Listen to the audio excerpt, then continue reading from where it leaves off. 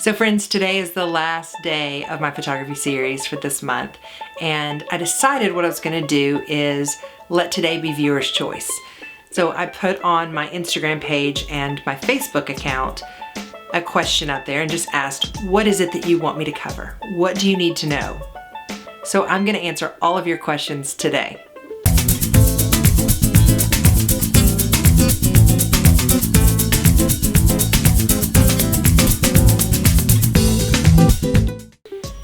So I'm gonna go through some of the most popular questions that I've gotten, and I've gotten some very specific questions that I wanna make sure that I cover. And I'll be honest, I don't know everything there is to know about photography, and I promise if I don't know it, that I will look it up for you. So my first question comes from Katie. Have you already taught night sky photography? Well, Katie, I touched a little bit on it when I was talking about shutter speed. I talked more about not the night sky, but I talked about photographing cars at night or lights, movement, which is very similar, but there are things that I know about taking pictures at night, especially if you're gonna do the night sky. One is you need to make sure that you go somewhere where there is not a lot of light pollution. That means you've got to get out of the city in order to get a decent shot of the night sky. The other thing you need to be aware of is where things are in the sky in relation to where you will be taking pictures. Because if you're trying to take a very specific picture of the night sky, then, well, you need to know where those stars will be, where the moon will be, all of that. And there's actually an app that I have called Skyview. And this app is really cool. You can just click on it and you move your phone around and it'll tell you what specific stars are. So if you hold it up, it'll tell you what specific stars. It'll tell you about constellations. It'll tell you, we've even seen the space station going by and you can really clearly see it on this. So that's a really fun app to look into. Another thing I found, planetary.org. They have an entire article on photographing the night sky. And I found this really interesting. So some of the things in this article I know about, like I know that obviously you need a tripod. A shutter release cable would be very handy to keep from minimizing shake. But apparently, this is something I did not know. They have a calculation on here on how long your exposure can be before star trails appear. So if you're wanting to just freeze the night sky, use the 500 rule. So according to this, depends, and it changes if you have a full frame camera or a crop sensor camera, but you can see this all on their website. But if you have a full frame camera, the maximum exposure time in seconds equals 500 over your focal length. If you're shooting at 14 millimeters on a full frame camera, the maximum exposure time would be 500 over 14, or around 35 seconds. So I just found that really interesting that there is a formula on how to get this just before you get to star trails. So I thought that was kind of cool. Now, this website does recommend a wide angle lens, which of course I would too, because you're maximizing your view. If you have a wide angle lens, you get to see more of the night sky. I mean, I love that planetary.org has an entire article on how to photograph the sky. So I hope that helps, Katie, and if there's any additional info you need, feel free to reach out and I will try my best to find answers for you. Okay, so my next question, and this one actually, this comes from Emily, and she says, years later, I still struggle with portrait composition, especially when it comes to cutting off limbs. It seems so common sense until you're editing and realize someone is missing a hand. Also, not having lines splitting people in half. For example, the line of the horizon should be at someone's shoulders, not the middle of their head, etc. Okay, so let's talk composition. So my rule when it comes to that is when you crop, don't chop at the bends. That means where the joints are, okay? So it's safe to crop here, but not here and not here. because what happens is when you do that, our eye sees it as that limb is missing or that part of their body is missing. It's kind of an abrupt stop in your composition. So when you're cropping, no chopping at the bends, okay? When you're taking a picture of your subject, don't stick with that one composition in that one space. So if you have your subject set up, take their picture, back up, take another picture, move to the right, take their picture, move to the left, take their picture. And you can do this quickly because the settings don't really change that much with that slight movement, but you'll be amazed at how, I mean, we all know we have a side. It's always funny to me when people are like, I don't really know my side. I'm like, well, I'll help you out. I'm gonna take a picture on this side, and I'm gonna take a picture on this side, and you tell me which looks better. And they always can be like, oh, that side definitely looks better. Normally someone's side is, let's see if I can do this, where normally someone's side is where their part is, I put the part away. That's kind of my rule. So that's typically someone's side is you put the part away, and then that's gonna be their better side. If you have taken a picture, multiple angles, going closer, pulling further away, then when it comes time to editing, you haven't lost that shot because one of those is gonna work. So that's my best advice when handling composition.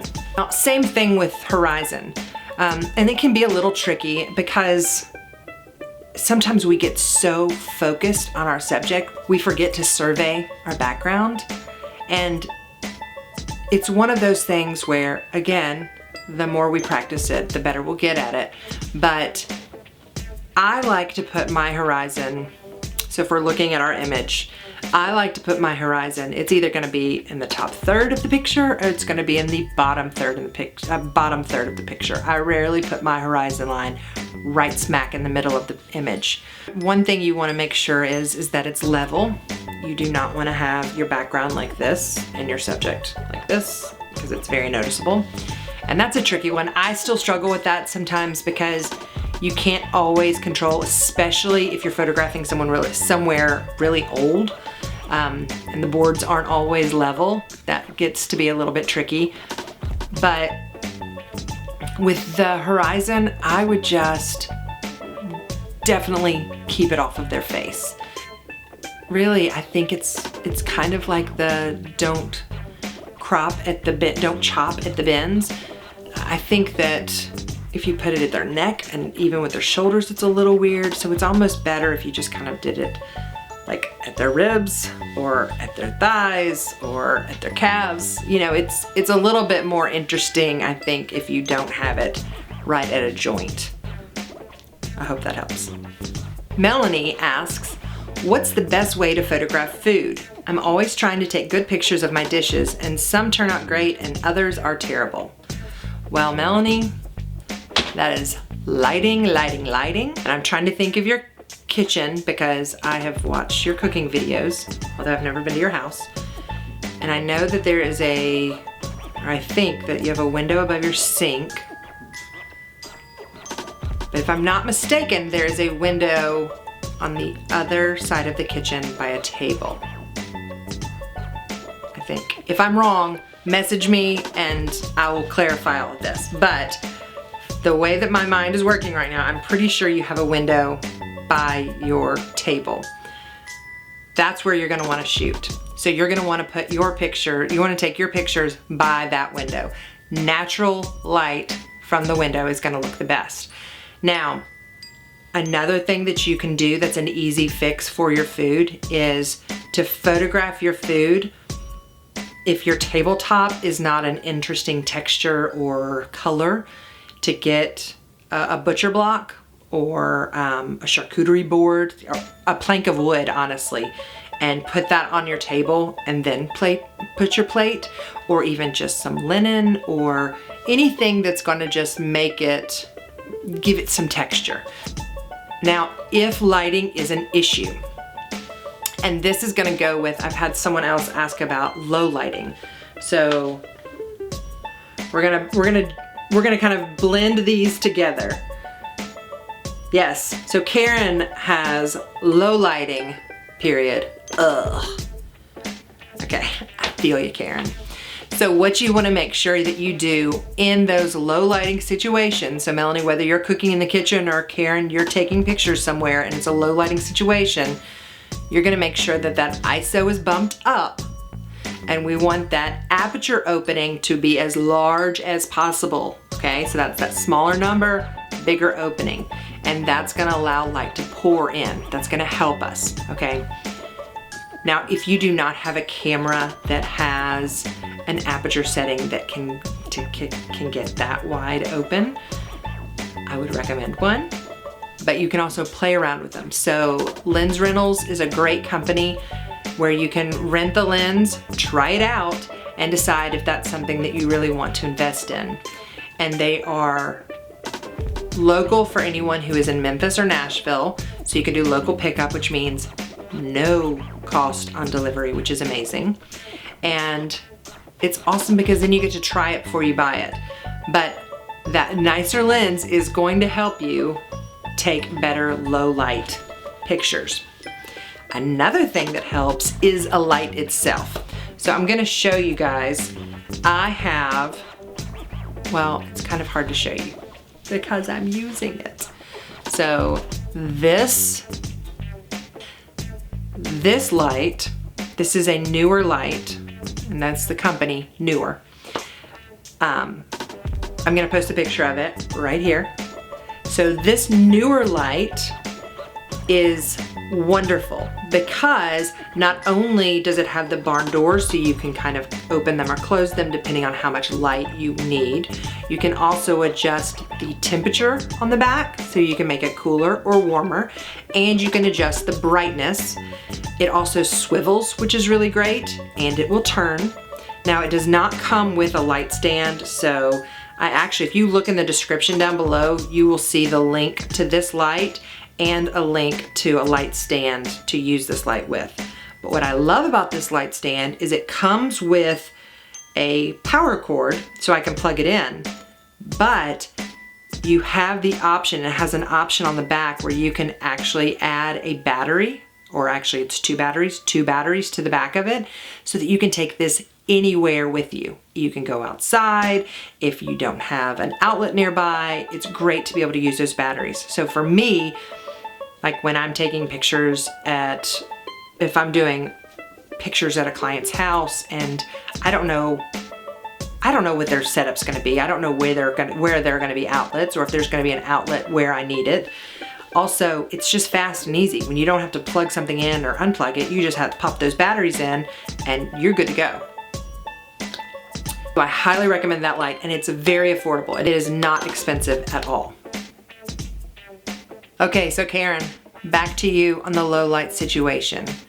Shoot next to a window if you have access to one. Use a light, which I just talked about. But let's say you don't have the money right now to invest in a light, and you're on the go, and that's just not, a light is just not an option. You don't have the money to invest in a flash, but you do have a little pop-up flash on your camera. So one thing that I have found that is really useful is a flash filter that will actually just go, it slides right into your little hot shoe mount on the top, and it has a little filter that kind of comes out over, like I'm using my hands and I don't have a camera that has a pop-up flash. So imagine, so this is where it slides in, and then it comes down, it's almost like a little dome, and it comes down over your flash. So when your flash pops up, it's going to diffuse that light. Now that is probably the best option if the only thing you have to use is your pop-up flash, and I'll put a link to that in the description below. They're really inexpensive and they really work great. What they do is they make your flash less harsh. So instead of having that harsh light, it softens it and it's kind of curved, so it's gonna send that light out, and it's gonna make a larger light source, which a larger light source always means softer light, which is prettier light. All right, so this next question is from Caleb, who actually has a YouTube channel called You Can Make This Too, which if you guys have not checked it out, you need to. It is amazing the things that this man can create. Say you've got the technical basics, how do you grow with composition and lighting? Think about your rule of thirds. Think about space, giving your subject room to look, room to walk. As far as lighting, one thing I do recommend, and I do this a lot with my lighting, is if I'm wanting to go for a really, really natural look, I will actually put my light source over by my window, and I will put my helper light by the large light source in the room. So if it's a window, if it's a door, whatever it is, I'll kind of add my light to it just to give a little bit more help. And then the second light source, because I usually shoot with 2 light sources, is gonna go up to that ceiling and kind of bounce. And so you're getting that light source coming from one side, and then you've got the light source from above. And that's gonna kind of help so that you're not so flat. I think a good way to handle the lighting issue, especially like, let's say you're trying to better light your shop where you make your videos. You got those huge doors. Whenever I could, I would open those doors and let just the natural light flood in. The thing that's really good is to get a light that's up, that's gonna bounce and kind of give you some nice lighting here, and then get some directional lighting going. But really, it's a whole lot of practice and a whole lot of trial and error. So here is another question that I actually got this from quite a few people. So how do you pose someone so that it looks natural? So one of my rules with posing someone so that it looks natural is that I do not touch the subject. If you put someone in the position, so let's say you're doing this and making your subject turn their head, it's not natural. And you're going to see the tension that's there. So you don't want that. You want to show them what you want them to do. Okay, so I'm gonna show you. When I need my model to pose for me, what I like to do is this is my better side, I will show them what I want them to do. So if I want them to tilt their head, then I'm gonna say, okay, so I just want you to tilt your head a little bit. And I don't touch them. So that when they tilt their head, they are tilting their head the way they naturally would tilt their head. Another thing that I do is, especially if I'm trying to make someone look thinner, which everybody wants to look thinner, it seems, but oftentimes what I'll have them do is just lean forward a little bit, and I have them bring their forehead to the lens. So instead of saying, all right, just lean forward, because if you tell people to lean forward, they do this action. So it just looks a little bit more natural, and if you shift their shoulders, okay? So, and when I say you shift, I mean you say, right now I just want you to do this. And I show them on me, I don't touch them. I say, okay, just turn that left shoulder towards me just a little bit. All right, and then I just want you to lean your forehead towards the lens. And sometimes I will have them, especially because what happens with people, their insecurities, for whatever reason, it's when you have someone stand there and they don't have anything to do with their hands, they're so uncomfortable. People feel secure when they can hold on to something, or they can put their hands in their pockets, or they can fold their arms, or the hand on the hip, which I try so hard not to let people do the hand on the hip because it looks like you're going to the club. And we're not in the club, we're like in a park. The hand on the hip is not needed. So what I'll have them do is hook a thumb in a back pocket, and that's gonna create that little bend in their elbow without being, hey. So I'll have them put their thumb in their back pocket, bend that elbow just a little bit, lean forward just the tiniest bit, and it's gonna be, and I'll have them shift. So if they put their, kind of pop their little booty the back side, so the hip that's away from me kind of pops up, and they lean forward a little bit, and then they're gonna look thinner, as opposed to when you turn and your whole body is squared up with that camera, I mean, I don't care if you're tiny, you end up looking wide. So shift, lean forward just a tiny bit, and you will look a lot thinner. It's great. People want to know what to do. So when you don't pose your clients or your subjects, I mean, it may not be clients, you may not be a professional photographer, but you may be, taking pictures of your kids. If you're trying to pose a picture, tell them what to do.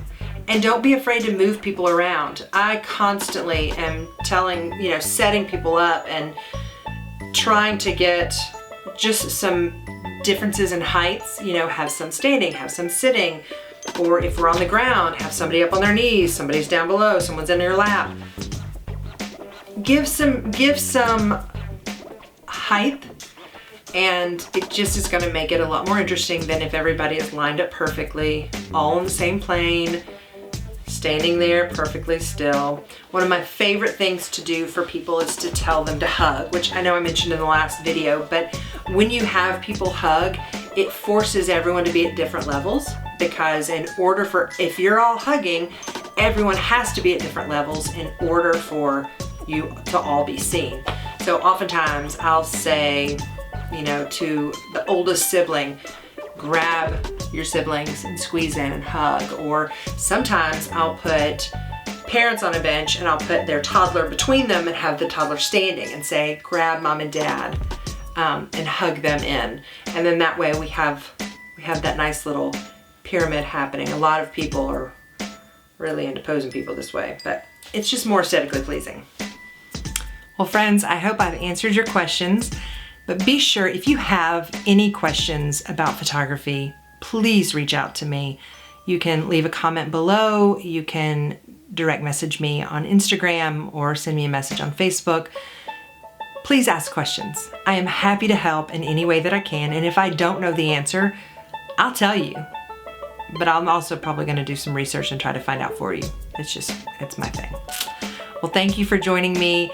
I have one more giveaway to do for the Lens Pens DSLR cleaning kit, the Good Golly Photography Quick Tips and Tricks book, and the $25 gift certificate to MPix. So if you would like to be in the running for that, make sure you comment on one of my photography videos. I will be drawing a winner this coming Sunday. Thank you for joining me, and I hope you've enjoyed this video, and I hope you all have a wonderful afternoon.